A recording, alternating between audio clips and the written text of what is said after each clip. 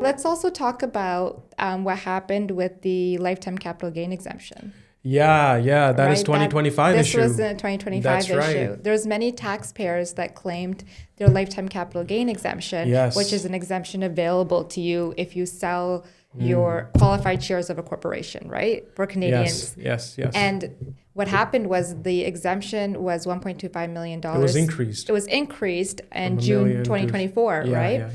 But what happened is when the filings happened in 2024 and people claimed their exemptions because they were eligible and they filed, CRA's assessment said, oh no, you claimed a higher exemption than Everybody you were got entitled automated to. letter. Yeah. They got an automatic letter saying you owe X amount of dollars back to the CRA. So last year, 2024, the exemption level was like $1 million. Yeah.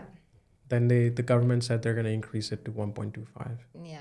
People claimed it, you say, and then CRA automatically denied everybody. Yeah. That increase. Well, they were actually, even in some of the cases I saw, using a really old exemption limit, not even the $1 million. Yeah, I know. Right? I know. As low I have as... several of these examples, by the way. Yeah. And I find that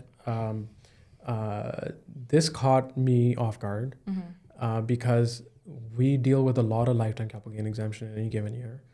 And I had so many phone calls, emails, people being frustrated and surprised by the fact that they owe so much tax when we said that the lifetime capital gain exemption is tax-free.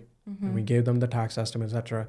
And they got a letter from CRA saying that you need to pay. Yep. And oh my God, like I didn't know what was going on because like I was like stunned. We were in shock. Yeah, I was like, what do you do about that, right? Like it's then thank God there's a community of people on, people in the tax community, you kind of chat, and also on LinkedIn. LinkedIn is a great resource where like-minded tax community people, they go and share their experiences and posts. People make posts, and then I think CPA Canada, which I gotta give the credit to them, they took it upon themselves and actually contacted CRA, made it a public issue. And they said, what's going on with this lifetime capital gain exemption? Everybody's been getting denied on the increase. Yeah. And now people have to pay taxes. And I didn't see one announcement from CRA, by the way, on this. It was CPA Canada that was like facilitating the communication by just like posting stuff on LinkedIn. Yeah, by saying what is going on. Yeah. So like, I mean, shouldn't we hear it from the government? Yeah, definitely. That's a big mistake on the government's part. These are like a lot of dollars that you're saying, and these it's scary to official owe so much letters money. that are going out. Yeah, but I'm not sure how they went out without any sort of review from someone that knew that it was increased. So the problem is that it was quickly acknowledged by CPA Canada that they've contacted, and CRA has acknowledged that this is an issue and they're going to fix it automatically. The problem is that the collections at CRA is not backing off. They're still calling all the clients, although they know very well that this is an issue. Like CRA eventually told the collections, like, hey, this is an issue. Don't go like pester people. Yeah, they were fixing the assessments. They said, we know this is an issue.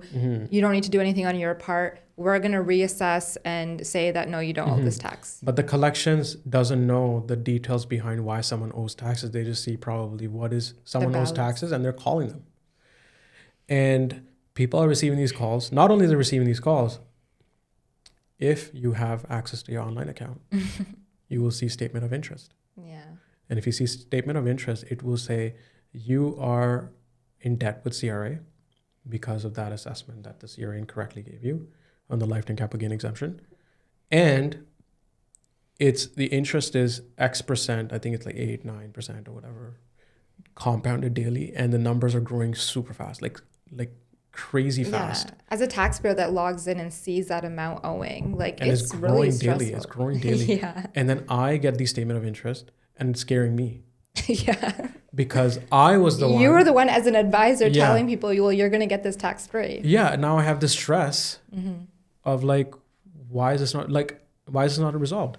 So I got to say it took several months since April of 2025, where 2024 returns were filed and this issue started to happen.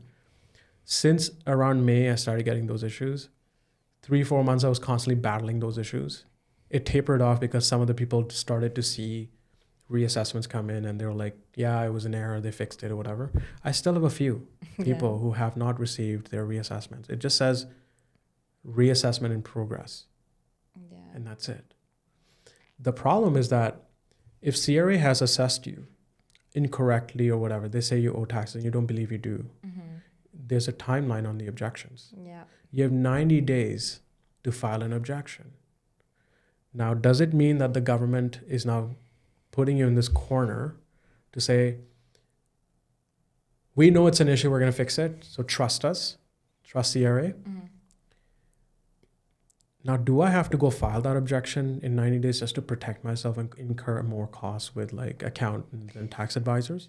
Yeah, no one should feel that way, right? Yeah. Like, you should not feel that way. But the fact that you feel that way shows But these how are the much things of that an are adding issue. up to traffic at the appeal section now. Yeah. Because all these people are not going to leave it to their, to themselves to say, yeah, let's get CRA to fix it on their own, etc. And like we're past 90 days and CRA still hasn't fixed it.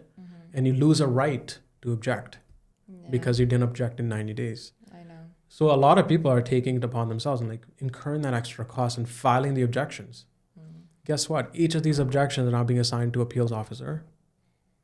And now that's eating up all the resources. Hence, 128 days delay on the simple files, 335 days delay on medium files, 690 days delay on, on the complex files. Yeah. And this is only going to get worse if this kind of unnecessary issue is going to take up a lot of, resources at CRA to resolve something that should not have been an issue in the first place. Yeah. So like these are the things like that has happened in 2025 as we wrap 25. Yeah. That issues have come up and we're still dealing with them.